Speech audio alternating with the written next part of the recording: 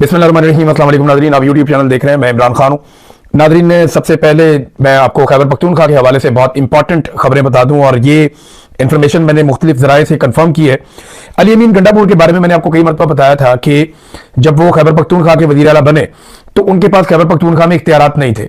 इख्तियारात बहुत कम थे। चंद चीज़ें वो कर पाते थे, कुछ चीज़ें वो नहीं कर पाते थे। वो अपनी मर्जी से चीफ सेक्रेटरी तब्दील करना हो, ट्रांसफर पोस्टिंग हो, या बहुत सारे मामला हों, वो अली अमीन गंडापुर नहीं कर पा रहे थे।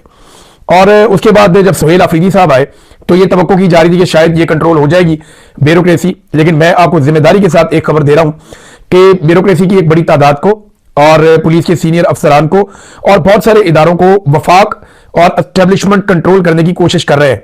और सिर्फ कोशिश नहीं कर रहे, वो बहुत हद तक कामयाब भी हैं। हत्ता कि एंटी करप्शन को मजबूर किया जा रहा है कि वो खैबर पख्तूनख्वा के वुज़रा के खिलाफ इस वक्त मुकदमात बनाए। यानी एंटी करप्शन के कुछ लोगों के ऊपर यह दबाव डाला जा रहा है, और आने वाले दिनों में एंटी करप्शन में कुछ रद्दोबदल करने के बाद आप देखेंगे कि मुकदमा शायद बनाए भी जाएं। सुहेल अफरीदी साहब के पास भी उस तरह से इख्तियारात नहीं है जिस तरह अली अमीन गंडापुर साहब के पास नहीं थे, और हालात बहुत पतले हैं। क्योंकि देखिए, ताकत का यहां कानून चलता है, एस्टेब्लिशमेंट का सिक्का चलता है। एक छोटा सूबा है, फिर जो एक पॉलिटिकल पार्टी है वो गैर रवायती पॉलिटिकल पार्टी है, कोई खानदानी पॉलिटिकल पार्टी नहीं है, मिडिल क्लास से उठ के एक वजीर आला बना है, और पूरा निजाम उससे लड़ने में लगा हुआ है।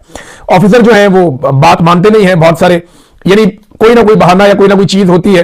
कोशिश ये की जा रही है कि खैबर पख्तूनख्वा के अंदर गवर्नेंस के मॉडल को फेल किया जाए, लेकिन इसके बावजूद बड़ी उनकी ये कामयाबी है कि वो कुछ ना कुछ करते रहते हैं, कोई ना कोई एक्टिविटी करते रहते हैं, और अपने विजन के मुताबिक, अपने मंशूर के मुताबिक वो अब भी बाकी सूबों की निस्बत अच्छी कारकर्दगी दिखाने की कोशिश कर रहे हैं, रोड़े अटकाए जाने के बावजूद।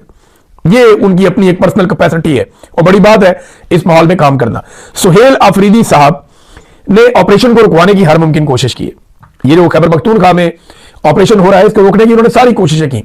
सुहेल अफरीदी ने, इन्होंने असेंबली के अंदर बात की, सड़कों के ऊपर बात की, अदालतों में खड़े होकर बात की, अडियाला के बाहर खड़े होकर बात की, इसके ऊपर इन्होंने बाकायदा जरगा बुलाया, उसके अंदर बात की, जलसों में खड़े होकर इसमें बात की। लेकिन यह सिस्टम टस से मस नहीं हुआ, बल्कि सिस्टम ने फैसला कर लिया कि उन्होंने ऑपरेशन करके रहना है, और वादिय तीरा को खाली करवाया जा रहा है।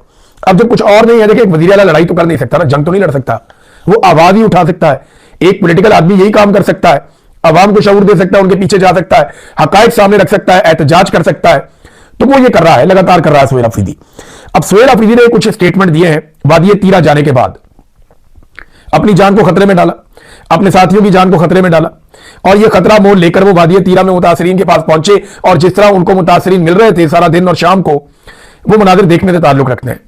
जिस तरह उनको बच्चे मिल रहे थे, बुजुर्ग मिल रहे थे, एक एक गाड़ी के पास जाकर वो पूछ रहे थे, और जो कतारें लगी हुई थी, लोगों को नहीं छोड़ा जा रहा था, उनकी रजिस्ट्रेशन नहीं की जा रही थी। सुहेल अफरीदी ने वहां जाकर एक्शन लिया, और कम से कम लोगों की वो जो लंबी लंबी कतारें हैं उनके अंदर उनको रिलीफ दिलवाया। अब सुहेल अफरीदी साहब ने कहा कि ऑपरेशन का ऐलान करके अवाम को दुख और तकलीफ में झोंक कर बेसहारा छोड़ दिया गया। मैं इनका असल चेहरा अपनी कौम के सामने बेनकाब करूंगा।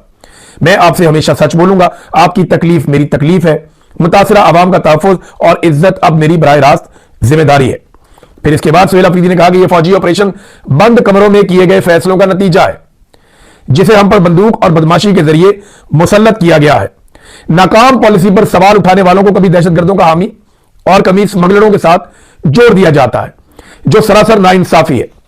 इन पॉलिसियों की मुखालफत की वजह से इन्हें और इनकी कौम को निशाना बनाया जा रहा है, क्योंकि सब जानते हैं कि इनके सीने में अपने अवाम का दर्द है। ये बात जो सुहेल अफरीदी साहब ने अपने लोगों के बारे में वहां पे खड़े होकर ये बात की। फिर सुहेल अफरीदी ने मजीद वहां पे कहा कि तीरा के अवाम के साथ जो कुछ हो रहा है वो नाकाबिले कबूल है। बार बार नाकामी के बावजूद बंद कमरों में किए गए फैसले मुसल्लत किए जा रहे हैं। हालांकि 22 बड़े और 14,000 से ज्यादा छोटे ऑपरेशन के बाद भी अमन की कोई जमानत मौजूद नहीं है। तो काफी सुहेल अफरीदी ने आवाज उठाने की कोशिश की है।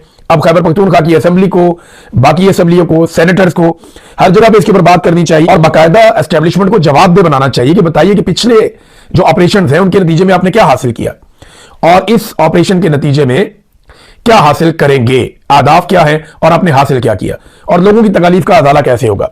नाज़रीन, असद उमर साहब ने एक स्टेटमेंट दिया, वैसे गैर जरूरी बयान है, ऐसे बयान से इज्तनाब करना चाहिए। पहले वो कंट्रोवर्सी में है। उन्होंने कहा कि अवाम सुहेल अफरीदी के लिए नहीं, इमरान खान के लिए निकली है। ये कराची की अवाम के बारे में वो कह रहे हैं कि अवाम सुहेल अफरीदी के लिए नहीं बल्कि इमरान खान के लिए निकली है। तो सुहेल अफरीदी ने कब कहा कि अवाम उसके लिए निकली है? बल्कि सुहेल अफरीदी तो खुद इमरान खान के लिए निकला है और अवाम के साथ निकला है। यानी ये अजीबोगरीब मंतक है, अजीबोगरीब चीज है। इस किस्म की कंट्रोवर्सी पैदा करने की जरूरत क्या है इस वक्त? लेकिन आप बेहतर समझ सकते हैं, तहरीक तहफ़्फ़ुज़ आईन पाकिस्तान के लोग नाज़रीन कराची पहुंच गए, महमूद खान अचकज़ई का नोटिफिकेशन हो गया और उन्हें अपोजिशन लीडर बना दिया गया। बहुत सारे लोग कह रहे हैं कि वज़ीर आज़म का शुक्रिया अदा करें, कोई कह रहा है जी नवाज शरीफ का शुक्रिया अदा करें, कोई कह रहा है जी फील्ड मार्शल का शुक्रिया अदा करें। और लेकिन शुक्रिया तो इमरान खान साहब का अदा करना चाहिए जिन्होंने उन्हें नामजद किया, और एक सीनियर सियासतदान को बलूचिस्तान के पसमानदा इलाके से एक शख्स को उन्होंने कहा जी बनाओ इसको अपोजिशन लीडर, और फिर वो अपोजिशन लीडर बना। महमूद खान अचकज़ई साहब ने एक फार्मूला दिया, लेकिन अपोजिशन लीडर तो बनाना उनका